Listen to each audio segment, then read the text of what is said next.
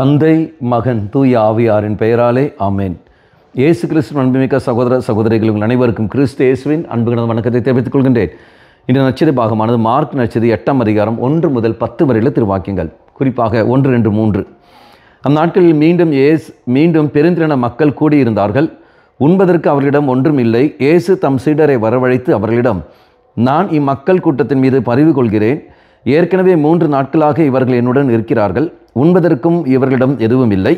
நான் இவர்களை பட்டினியாக வீட்டிற்கு அனுப்பிவிட்டால் வழியில் தளர்ச்சி அடைவார்கள்.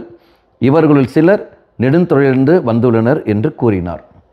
இப்போ இயேசு மக்களுடைய மனநிலையை அறிந்து கொண்டு அதுக்கேற்றபடி செயல்படுவதை பார்க்கின்றார். சீடர்களை பார்த்து சொல்கிற வார்த்தை இது, இவர்களுக்கு நீங்களே உணவு வாங்கி கொடுங்கள்.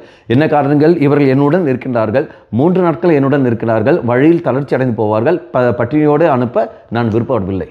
மக்களை, இயேசு யாருக்கு இது சொல்கிறார்கள்? அவர்களுடன் இருந்தவர்கள், வார்த்தையை கேட்டவர்கள்.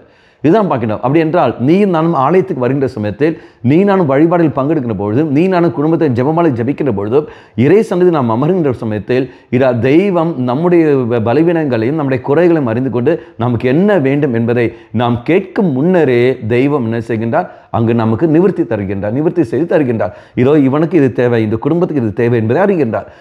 அவர் இயேசுவுடன் இருந்தவர்களுக்கு தான் தெய்வம் சொன்னார் ஒழிய அவருடன் இல்லாதவர்களுக்கு அல்ல. அங்கே இறை வார்த்தை கேட்டுக்கொண்ட மனிதர்களுக்கு ஏசு சொல்கிற வார்த்தைகள், சீடர்களை பார்த்து சொன்ன வார்த்தை, நீங்களே அது செய்யுங்கள் என்று. அப்படி என்றால் யார் அந்த சீடர்கள்? இதோ நான் வழிபாட்டுக்கு நான் போகிற பொழுது எந்த பங்குக்கு நான் போகிறேனோ, எந்த பங்கில் நான் இருக்கின்றேனோ, அந்த பங்கினுடைய அந்த புனிதரோ அந்த புனிதையோ எனக்காக பரிந்துரைக்கிறார்கள். தெய்வம் அந்த புனிதன் வழியாக, அந்த புனித வழியாக, என் பங்கின் பாதுகாவலர் வழியாக, பாதுகாவலி வழியாக எனக்கு நன்மைகளை தெய்வம் தருகின்றார். அதனால் தான் நான் பங்குகளில் நான் திருப்பலி காண வேண்டும் என்று சொல்ல காரணங்கள், பங்குகளில் வழிபாடுகளில் நான் பங்கெடுக்க வேண்டும் சொல்ல காரணங்கள். அப்போ வழிபாடு நடக்கிற சமயத்திலும் வழிபாடு நடக்கின்ற பொழுது நான் என் பங்கில் இருக்க வேண்டும் ஒழிய வேலை தளத்தில் இருப்பதல்ல.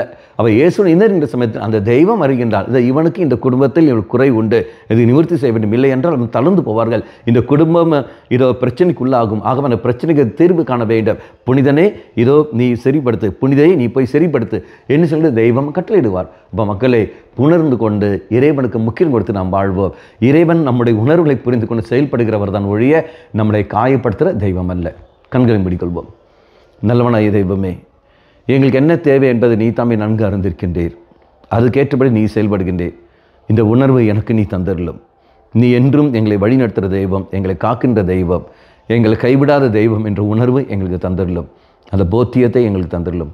அம்மா மாதாவே, தெய்வ மாதாவே, எங்கள் மாதாவே, என் அன்னையே, விசேஷமாக எங்களுக்காக பரிந்து பேசும். ஆமேன். தந்தை, மகன், தூய ஆவியாரின் பெயராலே ஆமேன்.